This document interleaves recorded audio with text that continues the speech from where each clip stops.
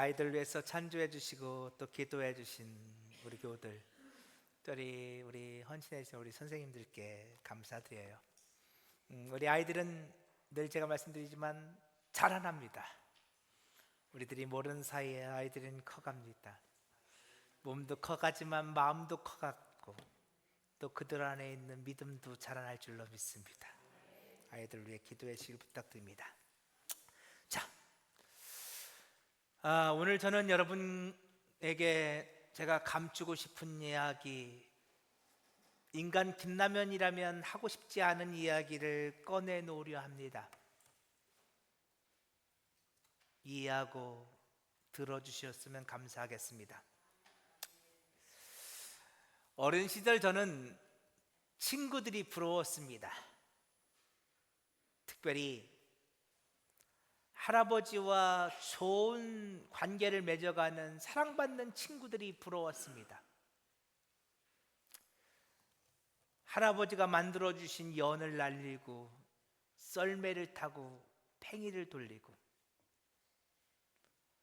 할아버지에게 장기를 배우고 할아버지와 낚시를 다니고 할아버지와 짜장면을 먹으러 가고,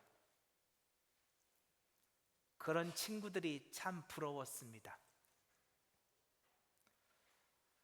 제게도 할아버지는 계셨습니다. 그러나 저의 할아버지는 제가 기대하고 바랬던 할아버지의 모습이 아니었습니다. 저희 할아버지는 당진 읍내에서 사셨습니다. 그곳에서 작은 할머니와 함께 사셨지요. 본처가 버젓이 있었습니다. 그 본처가 저희 할머니예요. 그것도 아주 가까이에서 작은 할머니를 얻어서 저희 할머니와의 사이에서 6남매를 낳으셨어요. 그리고 작은 할머니와의 사이에서 3남매를 낳으셨죠. 저는 작은 할머니와 사이에서 낳은 그 3남매에 대해서는 할아버지가 어떻게 하셨는지를 모릅니다. 그러나 제가 아는 한 저희 할머니와 사이에서 낳은 그 6남매는 돌보지 않으셨습니다. 제가 아는 한 저희 할아버지는 단 한 번도 남편의 역할, 아버지의 역할, 할아버지의 역할을 해보신 적이 없습니다. 저희 아버지는 6남매 중에 장남이셨습니다. 아주 꼬마 때부터 저희 아버지는 할아버지의 역할을 대신해야 했습니다.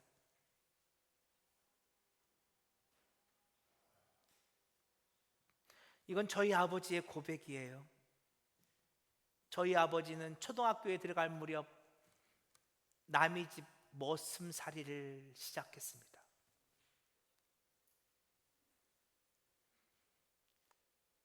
그리고 초등학교 졸업하고 중학교 들어갈 무렵까지 그 집에서 머슴으로 지냈습니다. 제가 주보에 써드린 아버지가 산을 그 개간에서 밭을 만드는 이야기를 주보 칼럼에 썼는데요, 바로 그 산은 아버지가 그렇게 꼬마 때 머슴을 살아서 받은 땅이라고 합니다. 아무도 중요하게 여기지 않는 맹지, 버려진 산, 주인 할아버지 집은 땅이 어마어마하게 많았대요. 그 중에서 그냥 별로 방치되었다시피 한 그 산, 저희 아버지가 머슴을 살면서 할아버지한테 쇠경 대신에 그 산을 달라고 했대요. 꼬마가요. 저희 아버지는 그렇게 그 산을 받아서 할머니와 어머니와 함께 그 산을 일궜습니다. 그 산을 밭으로 만들었어요. 그 시간이 너무너무 힘들었던 시간임을 저는 쬐끔 보았어요. 그리고 그곳에다가 농작물을 심었습니다. 할아버지가 가끔씩 집에 오셨습니다. 이해하고 들으세요. 꼬마 김라면이 그 당시 저희 할아버지를 뭐라고 생각했냐면 저희 할아버지는 강도였습니다. 제가 생각하는 바. 이해하고 들으세요. 꼬마 김라면이 그 당시 할아버지를 뭐라 생각했냐면 저희 할아버지는 깡패였습니다.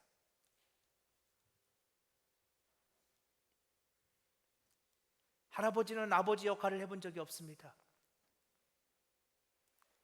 저희 아버지는 신조가 절대 아버지처럼 살지 말자입니다. 그랬다고 해요. 난 절대 우리 아버지처럼 안 살아.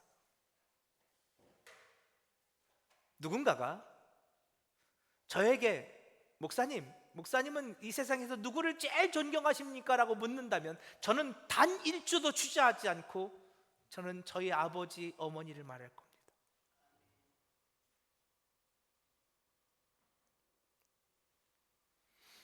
저희 아버지는 일밖에 모르시는 분이었습니다. 어떻게든 가정을 지켜야 했거든요. 6남매 중에 맏이었습니다.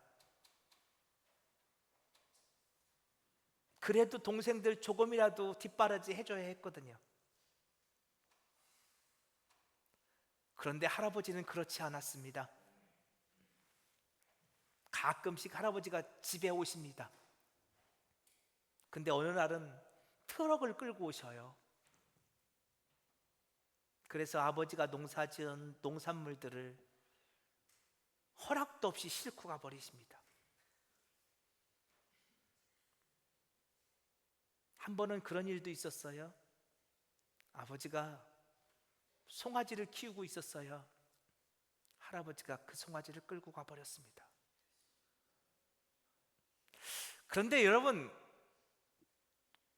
그러면 아버지나 어머니나 할머니는 그냥 그 농작물이나 그 송아지를 그냥 주셨겠습니까? 그렇지 않죠. 싸움이 벌어집니다. 집안이 전쟁터가 됩니다.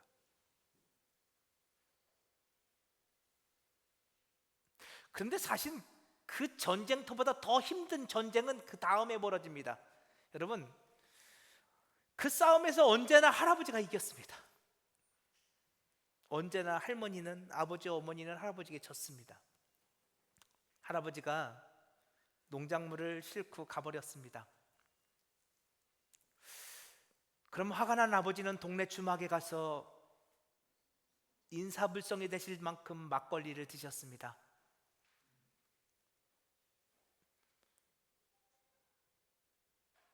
술이 취한 아버지가 집에 돌아와 분노를 쏟아놓습니다. 지금은 안 그래요. 저희 아버지는 장로님 되셨어요. 지금은 아니에요. 예전에요.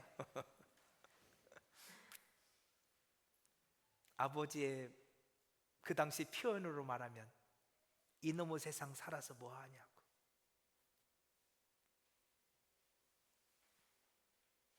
우리 다 같이 죽자고.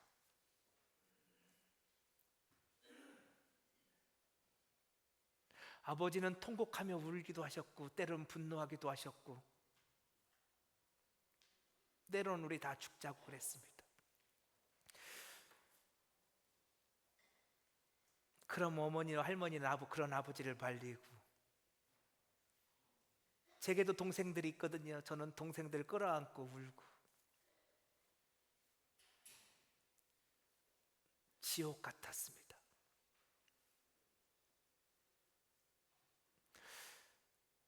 할아버지 살아계시는 동안 계속 그런 지옥 같은 삶은 이어져 갔습니다. 제가 군대 갈 때가 되었어요. 제가 이 말씀을 드렸던 것 같은데, 아버지가 자꾸 할아버지한테 인사드리고 군대 가라는 거예요. 전 가기 싫었거든요. 근데 아버지가 자꾸 그러시니까 어쩔 수 없어서 할아버지를 뵈러 아버지와 함께 할아버지 댁에 갔어요. 할아버지께 절을 드리고, 할아버지, 저 군대 가요. 그렇게 말씀을 드렸어요. 여러분, 그러면 할아버지라면 뭐라고 말씀하셔야 돼요? 네? 그치, 건강하게 잘 다녀오라고. 그쵸? 근데 저희 할아버지가 뭐라고 했는지 아십니까? 이렇게 말씀하셨습니다. 이날 이때껏 담배 함부로 안 사온 놈이 무슨 손자냐. 제가 그 말씀을 잊을 수가 없어요. 이날 이때껏 담배 함부로 안 사온 놈이 무슨 손자냐. 그래서 제가요, 절하고 일어나서 그 말씀 듣고서요, 막 분노가 치밀어 올라서 이렇게 말씀드렸어요. 이날 이때껏 과자 한 봉지 안 사주는 할아버지가 무슨 할아버지예요? 저 진짜 저희 할아버지한테 과자 한 봉지 못 얻어 먹어봤거든요. 용돈은 그만두고요, 과자 한 봉지 못 얻어 먹어봤어요, 진짜로. 제가 그랬어요. 저 할아버지 이제부터 안 봐요. 저한테 할아버지 없어요. 앞으로 저 볼 생각 하지 마세요. 그리고 내가 나오는데 아버지가 저를 붙잡더군요. 그래서 아버지를 뿌리쳤어요. 그리고 제가 지금도 그날을 선명히 기억해요. 저희 할아버지 집의 대문이요, 철문이었어요. 철제로 된 문 있죠. 지금도 그런 문 있잖아요. 철제로 된 문. 제가 그 문을요, 빵 닫고 나왔어요. 그게 문이요, 철문이니까 막 소리가요 얼마나 세게 나든지. 제 있는 힘껏 꽝 닫고 나왔어요. 제가 설교를 준비하면서 따져보니까 그로부터 8년 후에 할아버지가 돌아가셨더라고요. 제가 8년 동안 할아버지를 안 봤어요. 단 한 번도 안 봤어요. 마주칠 기회가 있었거든요. 피해버렸어요. 전 할아버지가 없다 여겼어요. 아니, 안 계셨으면 좋겠다 생각했어요.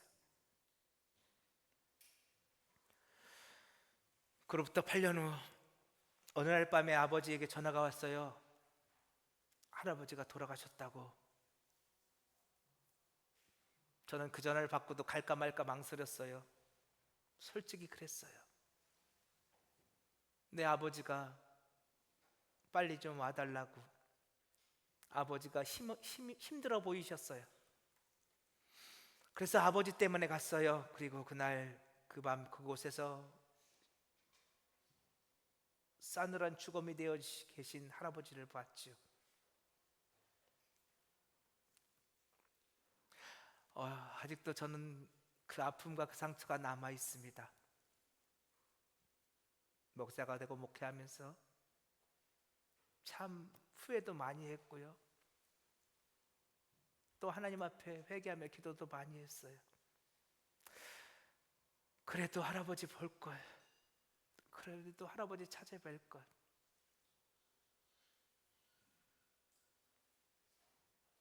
그래도 할아버지에게 예수 믿으라고 복음 전해볼 걸. 참 많이 못한 것들이 너무너무 후회가 됩니다. 근데 할아버지와 관련된 이런 일도 있어요. 제가 중학교 3학년 때예요. 제가 다녔던 교회는 시골 교회인데 규모가 좀 되었어요. 성도도 많고 학생부도 많았거든요. 그래서 한 달에 한 번 중고등부 성가대가 있었어요. 그래서 중고등부 성가대 가서 성가대석에 앉아서 11시 예배 성가대를 섰거든요. 근데 또 언제 성가대를 세우냐면 어버이 주일 때 중고등부 성가대 가서 섰어요. 저기 제가 중학교 3학년 때 중등부 회장이었거든요. 제가 성가대에 서서 이제 성가대를 지키고 있는데, 그날 목사님께서 전해주신 말씀이 오늘 본문 에베소 6장 1절 말씀이에요. 우리 같이 한번 읽어볼까요? 시작. 자녀들아, 주 안에서 너희 부모에게 순종하라. 이것이 옳으니라.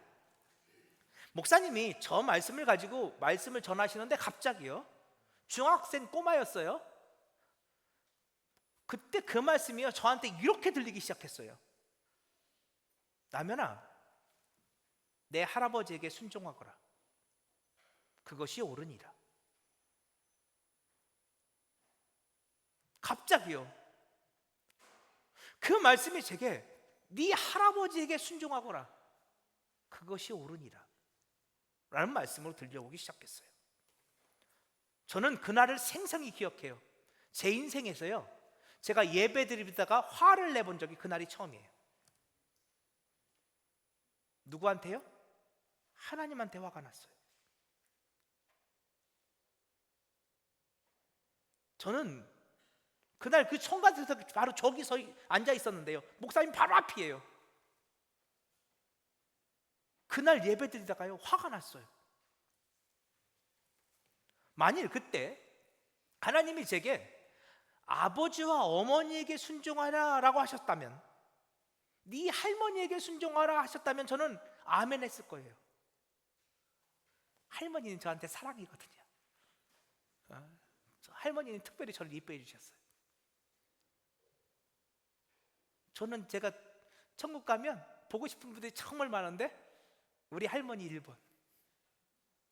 할머니 거기서 보고 싶어요. 정말. 그러니까 저는 할머니에게 순종하라 그랬으면 저는 아멘 했을 거예요. 근데 하나님은 뭐라고 하셨다고요? 할아버지한테 순종하라는 거예요. 그 말씀을 듣는데 화가 나더라고요. 그런데 제가 목사가 되고 목회를 하면서 세상에 저 같은 상처를 가진 분들이 참 많다는 것을 알게 되었어요. 우리 안 그런 척, 전혀 안 그런 척 이렇게 얼굴에 미소를 짓고 이렇게 지금 예배드리고 있지만 지금 마음에 덜컥하신 분이 있을 거예요. 5월 가정의 날이고 어버이날이고 어버이주일이고 내 부모를 공경하라 이런 말씀을 듣고 있고, 근데 이런 말씀이 편하지 않은 분들이 있다는 거예요. 그럼에도 불구하고 성경은 곳곳에서 이렇게 말씀하세요. 자, 우리 출애굽기 20장 12절 우리 같이 한번 읽어볼까요? 시작. 내 부모를 공경하라. 그리하면 내 하나님 여호와가 내게 준 땅에서 내 생명이 기르리라. 아멘. 여러분, 이 말씀은 우리가 잘 아는 십계명에 대해서 말씀 중에서 한 말씀이거든요. 십계명은 제1계명부터 4계명까지는 하나님과의 관계 속에서 주신 말씀이에요. 그리고 4계명부터 10번째 계명까지는 사람과의 관계 속에서 주신 말씀이에요. 근데 여러분이 아셔야 할 건요, 십계명은요 똑같은 10가지 계명이지만 똑같지 않아요. 가중치가 다르다고요. 그러니까 앞에 있는 계명이 더 우선시되는 계명이에요. 그러니까 1계명부터 4계명까지 하나님과의 관계가 사람과의 관계보다 먼저예요. 하나님과의 관계부터, 거기부터 정리가 되어야 돼요. 그리고 두 번째 5계명부터 10계명까지는 사람과의 관계를 말하는데요, 이 5계명부터 10계명까지가 또 순서를 보면요 놀라워요. 제 5계명이 뭐라고요? 내 부모를 공경하라. 제 6계명은 그럼 뭘까요, 여러분? 그 다음에 살인하지 말라. 제 7계명은요 간음하지 말라. 8계명은요 도둑질하지 말라. 자, 아까 가중치가 다르다고 했잖아요. 여러분 생각할 때 살인하는 게 더 큰 죄 같아요? 부모님한테 불효하는 게 더 큰 죄 같아요? 네? 살인하는 게 더 큰 것 같죠? 간음은요? 간음이 더 큰 죄 같아요? 불효가 더 큰 죄 같아요? 도둑질은요? 우리 생각에는 살인이 훨씬 큰 죄 같아요. 간음이, 도둑질이 훨씬 더 큰 죄 같은데 성경은 그렇게 말하지 않아요. 성경은요 살인보다도, 간음보다도, 도둑질보다도 뭐가 더 큰 죄다? 불효가, 부모를 공경하지 않는 게, 부모님께 순종하지 않는 게 더 큰 죄라고 말해요. 그래서 오늘 보면 에베소 6장 1절 2절 우리 한번 같이 읽어볼게요. 시작. 자녀들아, 주 안에서 너희 부모에게 순종하라. 이것이 옳으니라. 내 아버지와 어머니를 공경하라. 이것은 약속이 있는 첫 계명이니. 아멘. 부모에게 순종하고 부모님에게 공경하는 것은 약속 있는 첫 번째 계명. 근데 여기에 첫 계명이란 게요, 그게 순서상 첫 번째 계명이 아니라요, 가장 중요한 계명이라는 거예요. 계명 중에서, 사람과의 관계 속에서 주신 계명 중에서 가장 중요한 계명이 뭐다? 부모에게 순종하고 공경하는 게 첫 번째 계명이에요. 가장 중요한 계명이라는 거예요. 그건 살인보다도, 간음보다도, 도둑질보다도 더 나쁘다는 거예요. 놀랍지 않아요? 마태복음 15장을 보면요, 이런 말씀도 있어요. 다 같이 한번 읽어봅시다. 시작. 하나님이 이르셨으되 내 부모를 공경하라 하시고 또 아버지나 어머니를 비방한 자는 반드시 죽음을 당하리라 하셨거늘.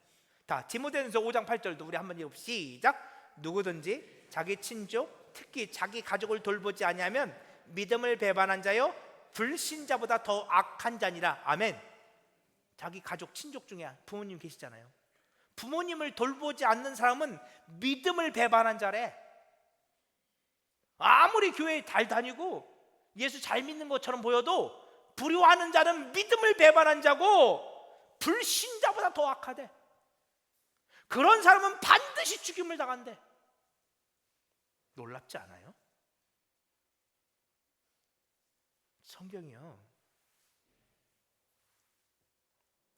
오늘 우리에게 부모 공경에 대해서 이렇게 말해요.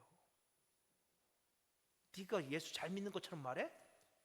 그런데 부모 공경하지 않는 자는 믿음을 배반한 자야. 불신자보다 더 약해. 그들은 반드시 죽임을 당할 거야. 자, 그런데 문제는요, 이런 말씀 앞에서 아멘이 되는 분도 계시지만 저처럼요, 이런 말씀을 들으면 아멘이 안 되고 화가 나는 분들이 있다고요. 목사님, 내 아버지가 어떻게 한지 아세요? 내 엄마가 나한테 어떻게 한지 아세요? 우리 할아버지가, 우리 할머니가 나한테 어떻게 한지 아세요? 그런데 공경하라고요? 그런데 순종하라고요? 전 죽어도 못해요.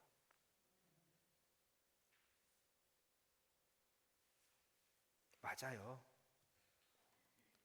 저는 그분들의 마음을 제가 10분 이해해요. 저한테도 그런 할아버지가 계셨으니까요. 전 정말 할아버지가 깡패라 생각했어요. 날강도라 생각했어요. 우리 할아버지 안 계셨으면 좋겠어. 정말로 그렇게 생각했어요. 혹시 지금 그런 마음이 있으신 분들이 계시다면 주님이 여러분 마음을 만져주기를 축복합니다. 특별히 그런 부모님이 계셨는데 이미 부모님 돌아가셔서 해결이 안 되신 분들, 저처럼 말이에요. 저는 이제는 만약 할아버지가 지금 살아계신다면 할아버지한테 갈 수 있을 것 같아요. 할아버지가 아무리 그래도 할아버지를 끌어안고 함께 기도할 수 있을 것 같아요. 이제는, 목사 이런 말 해서 죄송한데, 이제는 할아버지가 원하시면 담배 한 부로 사다 드릴 수 있을 것 같아요. 네, 이제는요. 할아버지가 저한테 과자 한 봉지 안 사다 주셔도 저는 할 수 있을 것 같아요. 근데 할아버지가 안 계시잖아요. 그래서 그 마음이 하늘로 남아 있어요. 자, 근데 중요한 게 있어요. 오늘 1절 보세요. 이렇게 말씀하세요. 자녀들아, 주 안에서 너희 부모에게 순종하라. 중요한 거예요. 그 다음에 이것이 옳으니라. 여러분, 근데 이 말씀을 직역하면요, 이 말씀이 이것이 하나님이 만드신 질서니라 라고 번역하는 게 더 맞아요. 이것이 하나님이 이미 만든 질서예요. 여러분, 하나님께서 온 우주 만물을 만드셨어요. 그리고 그 안에 질서를 만드셨죠. 창세기 1장을 보면요, 하나님께서 우주 만물을 만드실 때 땅이 혼돈했어요. 여러분, 이 혼돈이라는 단어는 히브리어 토우인데요, 토우는 무질서하다, 황폐하다 이런 뜻이에요. 이 토우 속에는 어떤 의미가 담겨 있냐면 돌봄을 받지 못한 상태예요. 예를 들어 볼까요? 우리 부여에 보면 요즘 그 왕궁 복원한다고 그 집들을 지금 밖으로 이렇게 보상해주고 나가라 하잖아요. 그래서 비어 있는 집들이 있죠. 근데 이 집들 몇 년만 비워놓으면 어때요? 막 잡초가 막 무성히 자라고 막 거의 벌레들 끼고 막 흉가가 되어버리죠, 그렇죠? 이게 혼돈 토우예요. 사람의 손길이 닿지 않았어요. 누군가의 손길이 닿지 않아서 황폐가 되었어요. 무질서하게 되었어요. 돌봄받지 못한, 사랑받지 못한 무질서함으로 가득한 상태. 그런데 하나님께서 그 땅 가운데 질서를 만들기 시작했어요. 하나님이 그 땅을 돌보시기 시작한 거예요. 빛을 만드시고 그 빛을 통해서 낮과 밤을 만드셨어요. 하늘을 만드시고 그 하늘에 해와 달과 별을 두셨죠. 하늘에 광명체를 두셨어요. 땅과 바다를 만드시고 하나님은 그 안에 각각의 생명체를 채우셨죠. 하늘을 보세요. 오늘 아침에도 해는 떴어요. 그리고 저녁이 되면 해가 질 거예요. 하나님은 하늘의 질서를 만드셨어요. 밤이 되면 달이 뜨고 별이 뜰 거예요. 하나님은 계절의 질서를 만드셨어요. 겨울이 끝나고 봄이 왔어요. 너무너무 좋잖아요. 근데 조금 후면 여름이 올 거예요. 그 여름을 통하여 곡식들은 익어갈 거예요. 그리고 추수의 계절 가을이 올 거예요. 하나님은 바다를 만드시고 그 안에 물고기를 만드셨죠. 물고기는 물속에서 살 수밖에 없어요. 그것이 하나님이 정하신 질서예요. 물고기는 물에서 살고 새는 하늘에서 살고 땅의 생명체들은 땅에서 살고 나무들은 열매를 맺어가고 하나님은 세상의 질서를 세워가셨죠. 하나님의 그 질서 속에는 하나님의 돌봄이 담겨져 있죠. 하나님은 이 땅을 돌보시며 이 무질서한 이 땅을, 황폐되었던 이 땅을 하나님의 질서 안에 넣어두셨죠. 이 질서에 대한 이야기는 너무 중요한데요, 그 중에서 하나만 볼게요. 로마서 1장을 보면 하나님이 만든 질서에 대해서 이렇게 말하죠.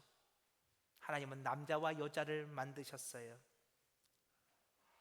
그리고 남자는 남자로 여자는 여자로 살아가게 하셨죠. 그런데 인간 안에 부끄러운 욕심이 들어와 남자와 여자의 경계가 파괴되어지고 남자와 남자가, 여자와 여자가 부끄러운 일을 행하게 되어버렸지요. 여러분 혹시 이 표시 아세요? 제가 PPT 보여드렸는데 혹시 이거 무슨 표시인지 아세요? 영어로 위치해보라고 써 있어요. 이게 무슨 뜻이냐면 어느 쪽이든 상관하지 않아 이런 뜻이에요. 저 위에 그림을 보세요. 반쪽은 여자, 반쪽은 남자예요. 난 남자든 여자든 상관하지 않아.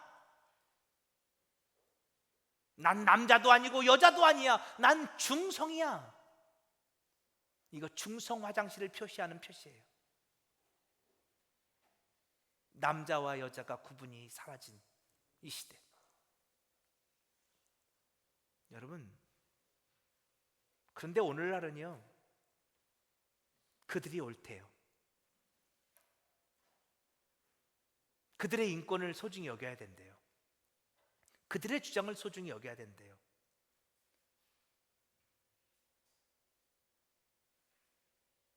그래서 그것이 틀렸다 말하면, 옳지 않다 말하면 잘못된 사람으로 인식되는 사회를 우리는 살고 있어요.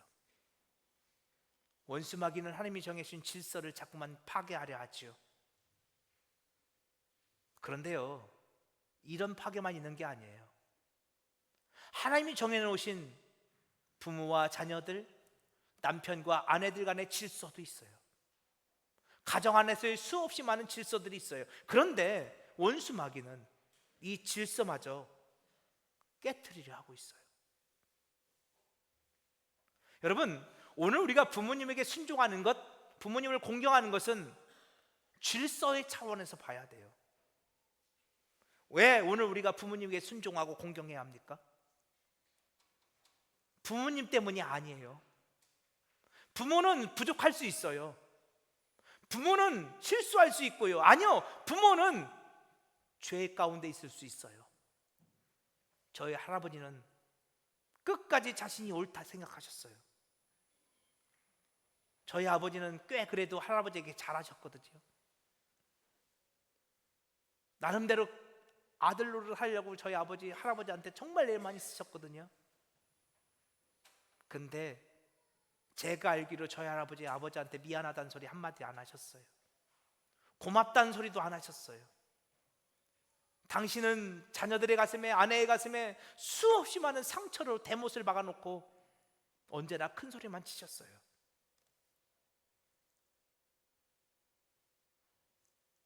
맞아요. 어떤 부모들은 그런 부모들이 있을 수도 있어요. 그럼에도 불구하고 성경은 순종하라 말해요. 왜요? 그것이 하나님 만드신 질서이기 때문에 그래요. 우리 고린도서 1장 19절 한번 볼까요? 예수님은 하나님의 말씀 앞에서 예만 하셨대요. 아니오라고 말씀하지 않으셨대요. 하나님이 당신의 아들에게 말씀하세요. 인간의 몸을 입고 저 땅에 갔으면 좋겠어. 당신의 아들에게 그렇게 말씀하셨을 때 예수님은 아니오라고 말하지 않았어요. 인간의 몸을 입고 저 땅에 가는데 난 네가 십자가에서 죽었으면 좋겠어. 사람들한테 온갖 모욕과 수치를 받고 사람들의 모든 죄를 다 지고 네가 대신해서 유월절 어린 양이 되어서 네가 대신해서 저 사람들을 대신해서 죽었으면 좋겠어. 우리는 겟세마네 동산에서 주님께서 기도하셨던 기도를 알아요. 주님은 자신의 뜻을 고집하지 않으셨어요. 아버지, 내 뜻대로 내 원대로 마시고 당신의 원대로 되기를 원합니다. 주님은 언제나 예하셨지요.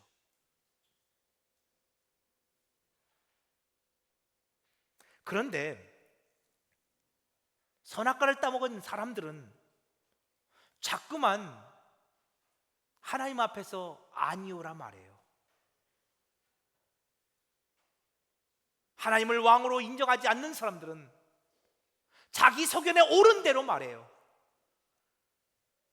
여러분, 저는 교회 안에서 때때로 믿음의 형제들을 만납니다. 그러나 또 어떤 분들은 또 아직 믿음이 자라지 않았구나 이렇게 생각되는 분들도 만나곤 합니다. 제가 목회를 하면서 저분은 믿음의 사람이야 라고 느껴지는 분이 있습니다. 어떤 분이 그럴 줄 아세요? 하시는 분들입니다. 목사님, 제가 정말 힘든데요. 그런데 그게 하나님 기뻐하시는 일이라면, 그게 제게 주신 사명이라면 제가 한번 해볼게요. 어려운 거 알아요. 힘든 거 알아요. 그런데도 아멘 하는 분들이 있어요. 근데 어떤 분들은요, 목사님 그건 아니잖아요. 제가 생각해보니까 그건 틀린 것 같아요. 제 생각에는 이게 맞는 것 같은데요. 제 생각에는 목사님, 그건 틀렸어요. 이게 맞아요. 이게 자기의 옳음을 주장하는 분들이 있어요. 맞아요. 그분 생각에는 그게 맞겠죠.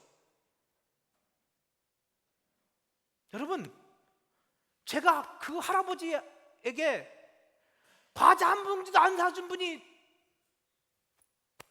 어떻게 나한테 이럴 수 있느냐고. 제가 틀린 말 했습니까? 제 입장에서는 제가 맞잖아요. 내 입장에서 내가 맞아요. 하나님이 틀렸어요. 그런데요, 믿음의 사람들은요, 그런 상황 속에서 뭐라고 말해요? 아멘해요. 아멘. 하나님께서 부모에게 순종하라 하셨으니 내가 하나님의 말씀을 아멘으로 고백하겠습니다. 그게 믿음의 사람이에요. 내 옳음이 아니라 하나님의 말씀이 옳다 믿고 아멘하는 사람들,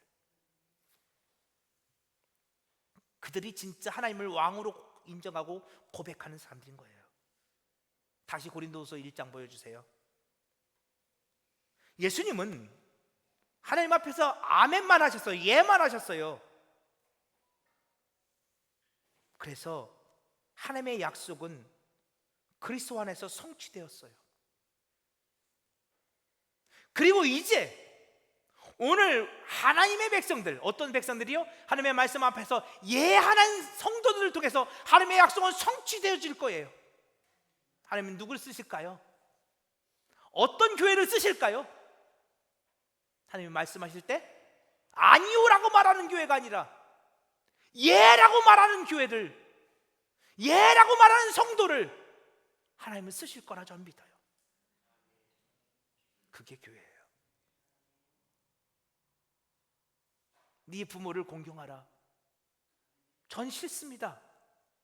맞아요. 인간 김라면이는 할 수 없어요.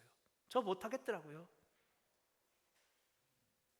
그런데 그럼에도 불구하고 하나님이 말씀하셨으니 아멘, 아멘, 그렇게 되기를 원합니다. 주님, 나를 도와주십시오. 내가 부모님에게 공경할 수 있도록 내게 성령을 부어주십시오. 내게 은혜를 도와여 주옵소서. 고백하는 사람들, 그들이 교회예요.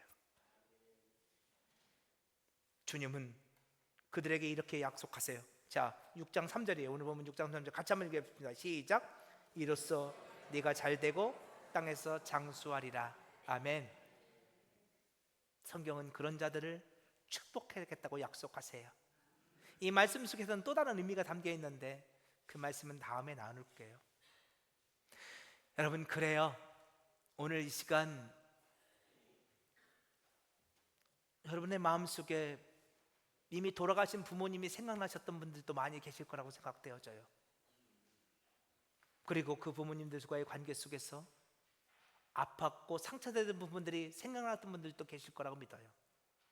또는 지금 이 순간 아직 부모님이 살아계신데 그 부모님과 해결이 되지 않은 상처들, 아픔들이 생각나셨던 분들도 계실 거예요. 여러분, 우리 힘으로는 안 되지만요, 성령님이 도와주시면 우리는 할 수 있어요. 아니요라고 말하지 마시고요, 예라고 한번 해보세요. 주님, 내가 주님 말씀 의지하여 부모님께 순종해 보겠습니다. 도와주세요. 힘주세요. 기도할 때 주님께서 여러분들 찾아오셔서 만나주시고 도와주실 거라 믿습니다. 그리하여 정말로 오늘 우리 가족들이 회복되어지고 또 오늘 에베소 6장 3절에 말한 것처럼 잘되고 땅에서 장수하는 놀라운 축복들이 저와 여러분 가운데 주어지기를 축복합니다. 우리